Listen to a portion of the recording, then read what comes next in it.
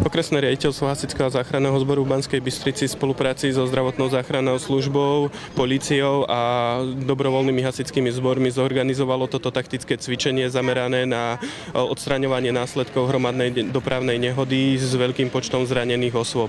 Po príchode na miesto udalosti príslušníci Hasičského záchranného zboru v prvom rade vykonali prieskum a v spolupráci so zdravotníckym záchranárom prebiehalo priebežne triedenie ranených tak, aby bolo upresnený počet zranených, rozsah zranených a následne vlastne prebiehal transport zranených osôb do jednotlivých zariadení poskytujúcich zdravotnú starostlivosť. Zároveň táto situácia bola skomplikovaná vzniknutým požiarom, ktorý ohrozoval miesto udalosti a príslušníci Hasičského záchranného zboru v spolupráci s obecnými hasičskými zbormi museli zároveň zabezpečovať aj likvidáciu vzniknutého požiaru. Zatiaľ je ešte predčasné hovoriť, ako to dopadlo, ale napriek tomu z toho, čo ste videli, ako ste spokojní so spoluprácou všetkých tých zložiek, okresných hasiči, dobrovoľní hasiči, polícia, záchranári? Pri vzniku takejto udalosti, respektíve cieľom tohto taktického cvičenia bola v prvom rade preskúšanie a odstránenie možných vzniknutých nedostatkov pri koordinácii nasadenia takéhoto veľkého počtu síl a prostriedkov z viacerých zložiek integrovaného záchranného systému. Príslušníci Hasičského záchranného zboru, či už veliteľ zásahu alebo veliteľ zdravotníckeho zásahu sa myslím si, že veľmi dobre vysporiadali so vzniknutou situáciou.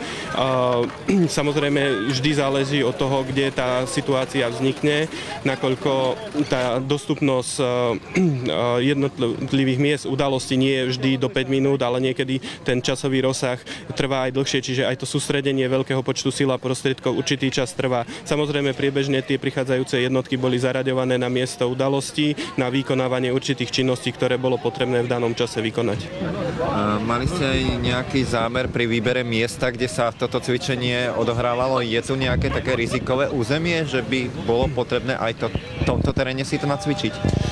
Miesto udalosti sa vždy vyberá aj vzhľadom na svoj charakter, ale aj vzhľadom na frekventovanosť. Samozrejme nie je možné takéto udalosti a kompletné uzatvorenie cesty nacvičovať na ceste prvej triedy, preto sa vždy zvolí takéto miesto udalosti aj s ohľadom na frekventovanosť danej cesty, takže toto taktické cvičenie bolo vykonané na vedľajšej ceste, ale samozrejme pokiaľ by takáto udalosť vážna vznikla na ceste prvej triedy, tak dojde k jej uzatvoreniu a tá dostupnosť tej hasičskej techniky je potom lepšia. Takže to prostredie bolo volené aj takýmto spôsobom.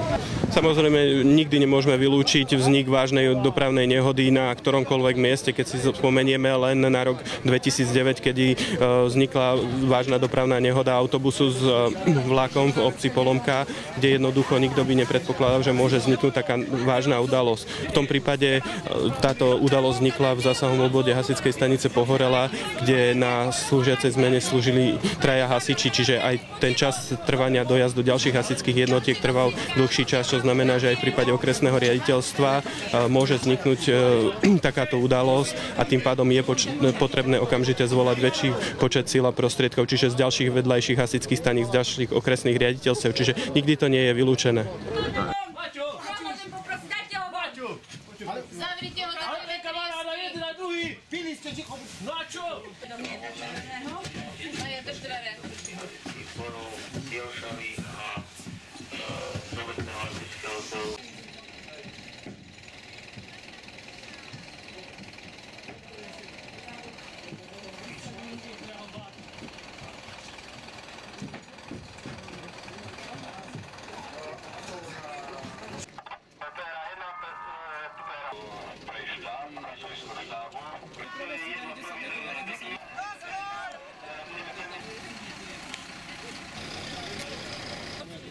Look at you,